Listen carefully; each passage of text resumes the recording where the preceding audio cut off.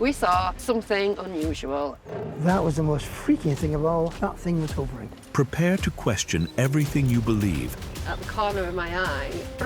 Are these mere figments of imagination, elaborate hoaxes, or are they evidence of something far more sinister? There is something out there. Where it's coming from is another question. This is My Alien Encounter.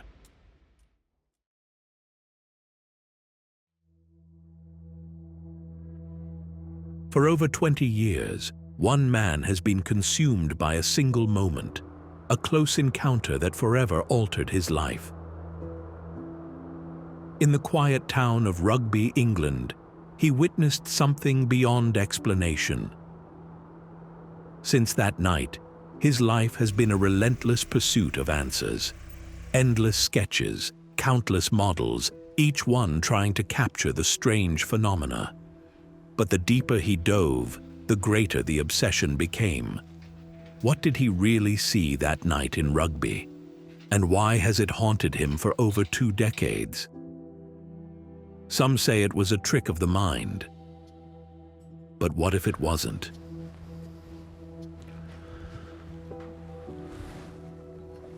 This lady got in touch who'd seen a triangle back in the 80s. And she was having other weird experiences. And there was a ball of light coming across the field up to a bedroom window, or to her daughter's bedroom window. And she was quite worried about it. And then as we chatted more, it turns out she lives like 200 yards away. And I know the fields that she's talking about, 'cause we walked there with the dog. I think in every village in the country, people have seen things. Isn't it amazing how it just doesn't come to the surface? Colin Saunders is a self-professed aviation enthusiast and a former Airbus and Saab aerospace employee. Identifying and understanding what goes on in our airspace was his speciality.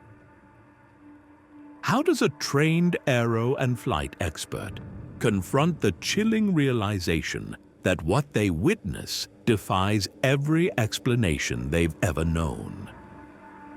I'd had an interest in the subject and in aircraft, but like everybody else in the world, you really need to see it to believe it. It's a paradigm shift in one's way of thinking. After a hearty pub dinner, Colin and his family leave the White Lion Inn, heading home through what should be quiet country lanes. So off we went from the White Lion, heading back towards Hinckley. We came through the country lanes until we came up to the Fosse Way. As they drive, strange, unexplainable lights above a nearby field captivate Colin. Little did he know that something truly otherworldly awaited him. As soon as we turned the corner, there was these lights, half a mile away, flashing away at the side of the road. The most incredible lights I have ever seen, like laser lights, red and white mingled together. And we pulled up alongside them, and I would say they were no more than 100 feet away from the car. I could have hit it with a cricket ball. But what he views next defies all human capabilities to comprehend. We stopped underneath and I stared at one of these lights. I could see a crisscross effect on it. And as I was staring at it, the sky started to ripple around the lights. There's a craft, not just lights on their own. It totally decloaked, just like Star Trek, and became a solid triangular-shaped object, metallic. The nose floated in the air like a submarine underwater. Without warning, something had changed, as if something or someone wanted him to see more than he was ever meant to. Could it be a trick of the mind, or something far more terrifying? All of a sudden, it was like somebody put a pair of binoculars up in front of my eyes. I could see it really close. I got 3 distinct close views. One was the surface of the lines interlocking on top of the liquid. Then there was a second view of the big round nose. It was like 6 foot in front of me, like I'd got a telescope in front of me. And then there was a side view showing the white central core, and the top and bottom were rolled over onto this central core, a bit like the skin on a hovercraft. I felt at the time the craft almost looked like it was alive, like it was organic. Maybe because of the rippling effect of the liquid going up and down the surface, whether it was liquid mercury or nitrogen. But on top of that liquid are these silver girders or beams interlocking. Then after that third close-up image, my wife decides to drive forward to reverse into a gateway. The effect of this was that driving forward there was a hedge that blocked the view of the UFO. We reversed into the gateway, jumped out of the car, sure enough it had gone. And we looked in the distance and there was this large craft going away, the size of a football pitch. And we were assuming that the small one must have gone back to the large one. At the time, because I didn't know anything about UFOs, I thought it was the same craft that had suddenly grown to an enormous size. It was only later when I did research that I realised that was a mothership and possibly the small one went back to the mothership. Once we jumped out of the car, it was so quiet. It was unbelievable. It's what I know they call the Oz factor. There were no cars, there were no aeroplanes, you could hear a pin drop. After a few minutes, cars started coming up and down the Foss Way again, aeroplanes in the sky again. Everything seemed to be back to normal.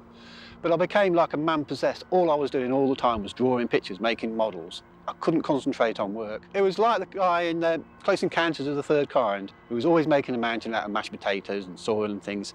I felt just like him. In the days following the close encounter, strange occurrences begin to unfold at home. An unsettling presence lingers, intensifying with each passing night. Is it a mere coincidence, or has something trailed them home? Once we returned home, immediately we started doing sketches, both myself and my daughter, drawing the triangle that we'd seen. The next day, I started drawing it on the computer. But we started to have a few funny things go wrong in the house, and one of those was the hard drive on the computer went. We had a clock in the cooker that had never worked, and that started working. The television started changing channels on its own, and the video recorder started recording on its own. We had an engineer in. The engineer said the TV receiver had blown, and it was strange. You hadn't seen anything like it before. Somebody actually gave me quite a good explanation of what might have happened. The fact that they followed us back that night, scanned the house to see what our reaction was, to see if we were drawing, to see if I was going to make the models. For some reason, I had to get it out there. I had to tell the world what I'd seen, because it is so important. One day we'll all see this, we'll all know this is true. Part of my career has been working in the oil industry. When you go offshore to do a job, you've got to get it right. You have to make drawings, you have to make sketches. When you go back to the drawing office, you draw what you've been sent out to look at. You haven't got a second chance. You can't fly back out to the platform if you've missed something. You've got to get it right. So on the night when it materialised, that night before we went to bed, we drew all of the pictures. The next day, I produced these. I mean, these were done really quick. I just could not stop. After 21 years, it still seems like it happened yesterday.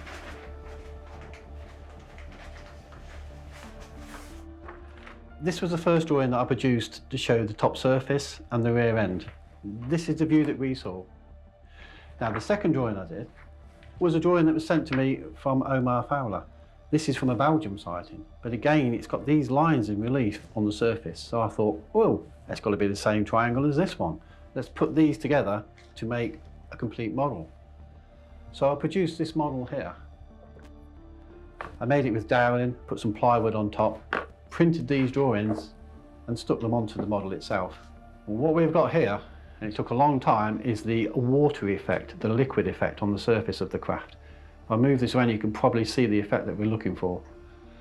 On the night, it looked like liquid mercury running up and down the surface. However, the beams on top were solid. These were not moving. It was not part of an electromagnetic effect or anything along those lines, or a heat effect. That was definitely liquid, moving up and down, and the beams on the top interlocking with solid silver.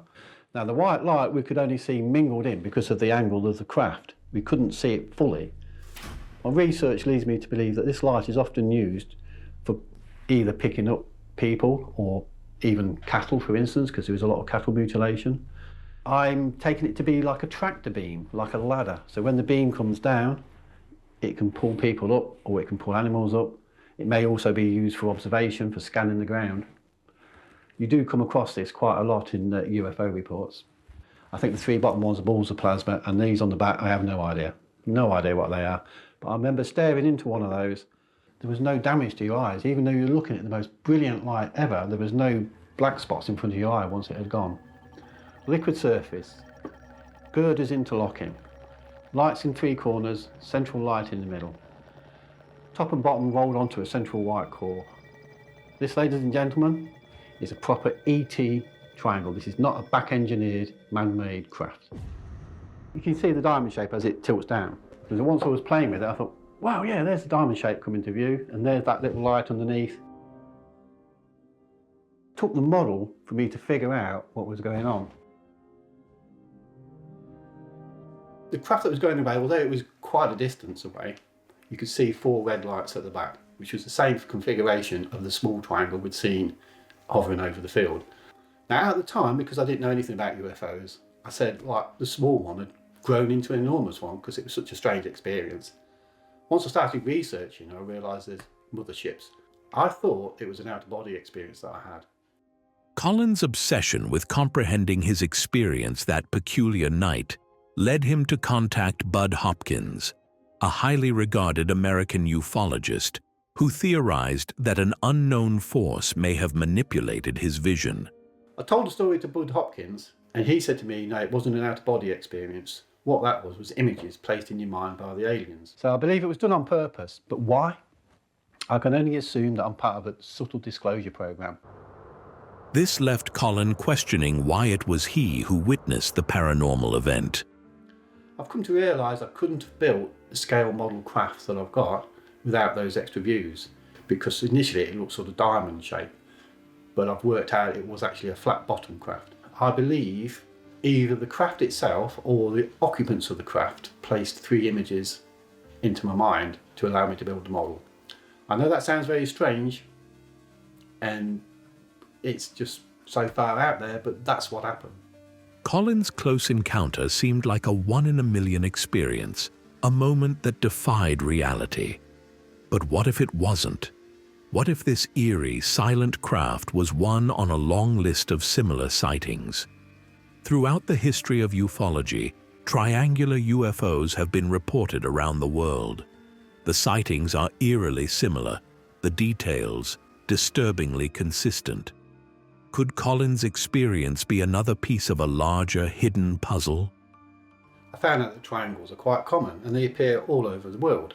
Different shapes, different sizes, different configurations. So they're not a manufactured craft that's coming out of, say, America, the alleged TR-3B, for instance.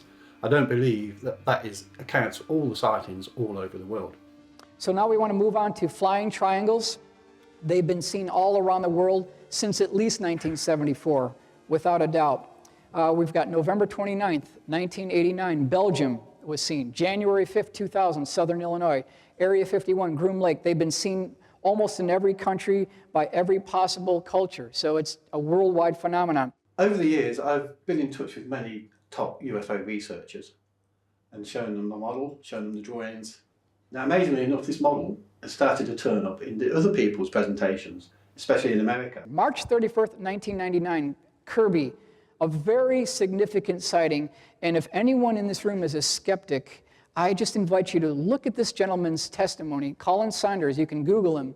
He gave a really nice 20-minute lecture regarding this particular sighting. A very honest gentleman. This thing was approximately 50 feet across in conjunction with a Cessna 172 that has a 27-foot wingspan. Here's Colin Saunders here. Here's his UFO model. And when I saw that UFO model, I said, wow, I want to have one of those. This is only a recent build that we had done. We did these a few years ago, but it's taken a while to get to the proper model that I wanted. So overall, we're looking at a period of about 20 years. Just recently, I've seen this exact model on a program by Stephen Greer. How else do you create a false flag? You have to create structures that would be believably not aerodynamic. Some of them are kind of hybrids. They'll have some conventional propulsion as well as electrogravitic, and they all have structural, superstructure components that are clearly a man-made machine, not an interstellar vehicle. I know that he has got that model from Michael Schratt, who I sent these drawings to. Now he is telling people this is a man-made craft and that this is the propulsion system at the back. But I don't remember Mr. Greer being in the car with us that night. Otherwise, maybe he would be telling a different story. But as far as we're concerned, this is not a propulsion system. I don't know what they were doing, but we stared right into those lights. The craft is definitely not man-made, and these white lines are only fictitious. To be honest, this is a more accurate description of the lights. The white lines I put along was to try and reinforce how bright the lights were. But basically they were just 4 red lights in a line like this. So I can tell from other people's models overseas that they are copying my triangle and trying to make out that it's man-made. I believe they're trying to do that because they know it's a genuine ET triangle and they don't want the rest of the world to know what's going on. After unintentionally becoming involved in a mysterious UFO disclosure, strange events start to unfold. One of Colin's early models vanished under mysterious circumstances, stolen from his work van, along with a worthless cassette player. I took the car back to my friend, who's a mechanic, and showed him the lock and asked him to fix it for me. And he looked at it and he said that had been professionally broken into. And he said, that's very strange. Why would somebody go with those skills, break into your van and steal an old cassette player? It just didn't make sense. Part of me wonders whether the craft that was missing that night, that was stolen from the van, was actually a government employee, you know, the Secret Service, somebody like that. But maybe I'm just, you know, getting a bit too paranoid there.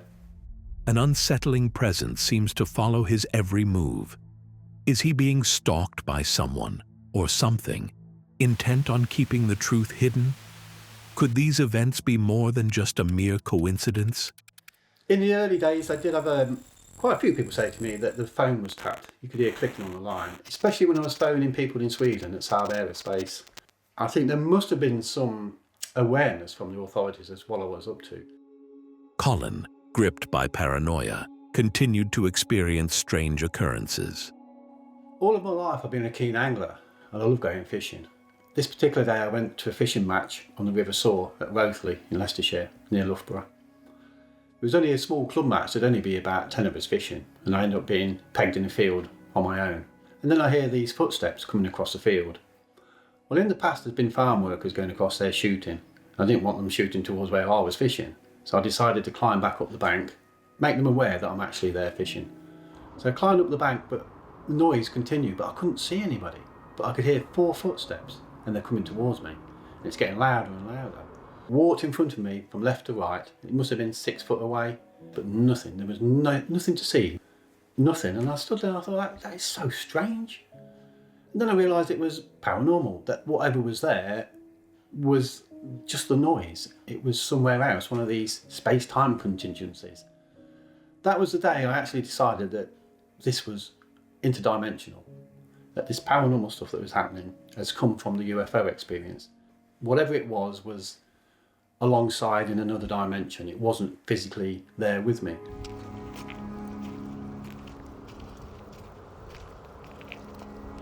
I do think about it every day, every single day, especially when I'm out walking across the fields with my dog and I'm always looking in the sky for objects. But it's only ever been positive. It's opened up my mind to the rest of the universe, if you like. I now tend to look more like I'm outer space looking down on the Earth at the problems that we've got, rather than just being so insular. But it's fantastic to realise that there is this other dimension around and other creatures.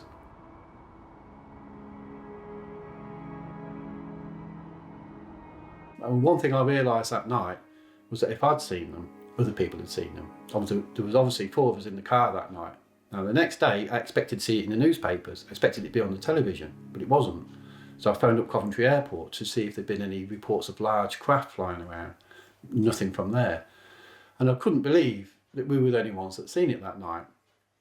But over the weeks I came to realise that obviously we're not special. We're just normal people who happen to be in the right place at the right time. But other people must have seen these, and I mean by that government and military, they must know what's going on. Now the fact that the government and the military keep quiet about all of this, and the aliens are so secretive themselves, does make me wonder what their motive is, and are they trying to hide something from us?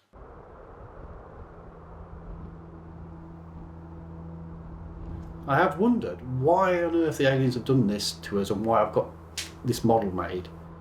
And the only explanation I can think of is I'm part of some subtle disclosure project. By building the model, getting it out there, doing TV interviews like this, people are becoming more aware of what's going on, and hopefully one day we'll all be aware.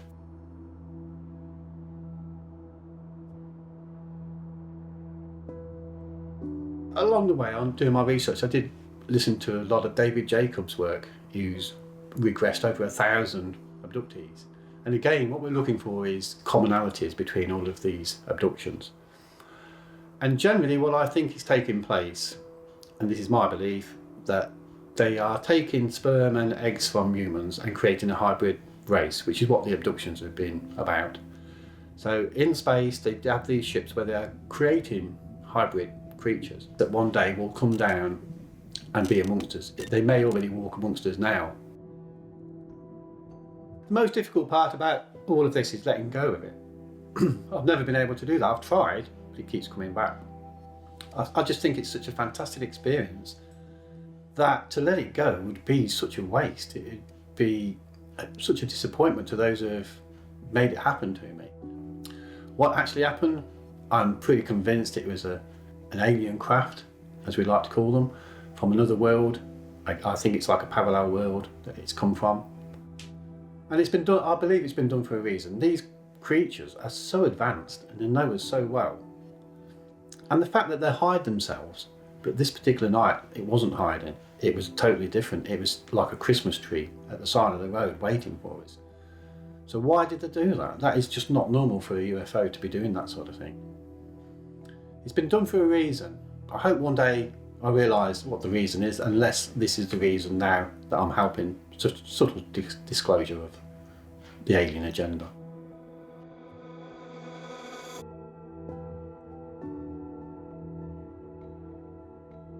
I think a lot of people don't talk about it because of the fear of being ridiculed. Which is crazy when you think about the amount of people who have had the experience. I've always had an open mind. It would seem on the vastness of the universe that there's got to be life out there. We're not the only people or the only creatures. It's just the odds against it. There's got to be life. But the problem is travelling the distances, which is where the dimensions come into it. If it is dimensional, which I believe it is, then maybe one day we will learn to use these dimensions ourselves and cross over and possibly travel through the other dimension and pop out somewhere else in our universe. That's a possibility. And if that's the case, if you can imagine there's a planet out there in our solar system that evolved 1 million years before we did, maybe they've learnt how to do this. So they are crossing over into a dimension and coming out over here on planet Earth. So we may have a mixture of extraterrestrials and interdimensional beings, but they'll all be using interdimensions to travel. Because as far as we know, science says that we cannot travel these vast distances, these light years across the planet, but we don't know all of the technology. And like I say, all of this is a science that we do not yet understand, but we will do one day. People generally are mocked if they talk about aliens, and that's been going on for years and years, but they're still ridiculed, which is why a lot of people will not come out and talk about it. If we could all get together, figure it out and work together, we could make this planet a lot better place to live.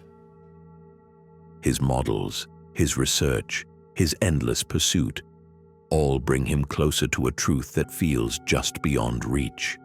The strange lights, the chilling encounters at home, the gnawing feeling that something unseen watches from the shadows. All of it remains. What was it that he witnessed that night? Was it a mere glimpse into something far greater, far darker than any of us could comprehend? And as Colin's journey reaches deeper into the unknown, a warning lingers. What if the truth he seeks is not meant to be uncovered? What if, in chasing the unexplainable, we invite forces we cannot control? Are we prepared for what might follow when the secrets of the sky refuse to stay hidden? For Colin, the pursuit continues. For us, the questions remain unanswered.